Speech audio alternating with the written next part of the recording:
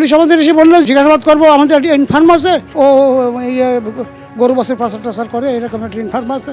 না মানুষ কোনো সময় পাচার টাচার করে না, গরুর ব্যবসা অনেক দিন আগে কিছুদিন করল। বেআইনি কাজ। হ্যাঁ, বেআইনি তো বটে। এখন যেটা জানা গেছে সেটা হচ্ছে বেশ কিছু লোকজনকে যারা বাংলাদেশি তাদেরকে নিয়ে আসা এবং তারপর ভোটার কার্ড, আধার কার্ড। ওসব কাজে ও কোনো সময় করেনি। কি কাজ? এখন নিজে চাষবাস করে। মানে এই যে কাজ কারবারে, মানে এখানে কি অন্য কেউ এখানে যুক্ত বা কেউ ফাঁসিয়েছে? আমাদের সন্দেহ এখন আপাতত তাই। ও সাধারণ ওই বলছে না, 2-3 বছর 4 বছর আগেকার কথা, একটু ওটা গরু মরু পাচার করতো, ওই বাংলাদেশে দিত, এদিক ওদিক বেচাকেটা করতো।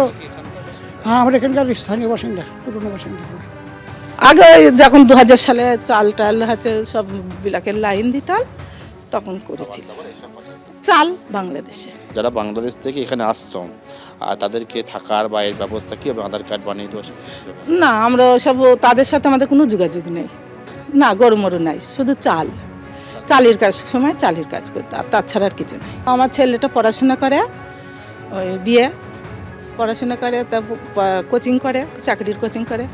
ছেলে বলছে কলা কাটা কাজ করে আড়তে, ওই মোড়ের মাথায়। আর এখানে মানে আপনাদের বাড়িতে বেশ কয়েকজন ছিল তো? কারা? মানে বাইরে থেকে অচেনা? না, কেউ আসেনি, শুধু ওই পুলিশরা এসেছিল, আর কেউ আসেনি। বিএসএফ এবং পুলিশের নজর এড়িয়ে কিভাবে এই অনুপ্রবেশ চক্রটা চলতো, কিভাবে তারা কাজ করত, বিজেপি বিধায়ক তিনি কি দাবি করছেন দেখুন।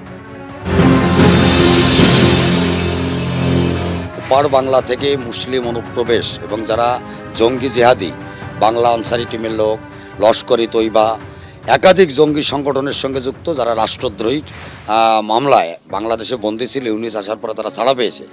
তারা এখন কি করছে, রীতিমতন মোটা টাকার বিনিময়ে এখানকার শাসক দল তৃণমূল কংগ্রেসের নেতারা এখানে আসার পর তাদের নাম টাম পাল্টিয়ে দিয়ে 50,000, 1 লাখ, 1.5 লাখ টাকা নিয়ে তাদের ভোটার তালিকায় নাম এবং তাদের আধার কার্ড ইত্যাদি করার পরে তারা বিভিন্ন রাজ্যে, দুবাই, সৌদি, পাকিস্তান, কাউকে মা বাবা সাজিয়ে নিয়ে এখানকার লোকাল বিডিওর যারা আধিকারিকরা আছে তাদের টাকা পয়সা দিয়ে তাদেরকে ভোটার তালিকায় নাম তুলে দিচ্ছে।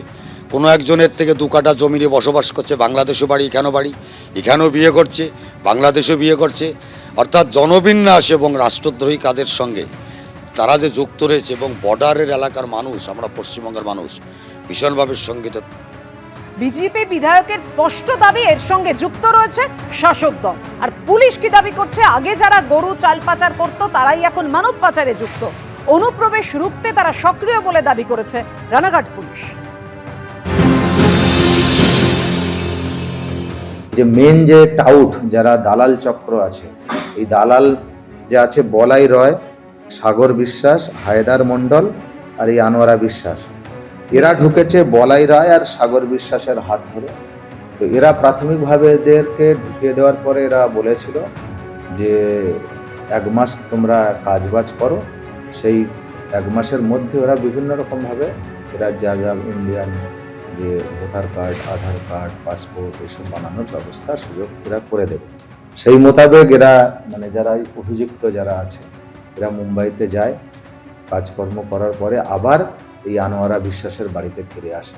পুরোপুরি এই অবৈধ যারা অনুপ্রবেশকারী আছে এবং যাদের হাত ধরে, যে সমস্ত দালালদের হাত ধরে এরা আসছে, এদেরকে ছাড়া হবে না। এদেরকে পুরোপুরিভাবে আমরা পুরো নেটওয়ার্কটা আমরা এটাকে একদম নষ্ট করে দেবো, একদম ধ্বংসই করে দেবো।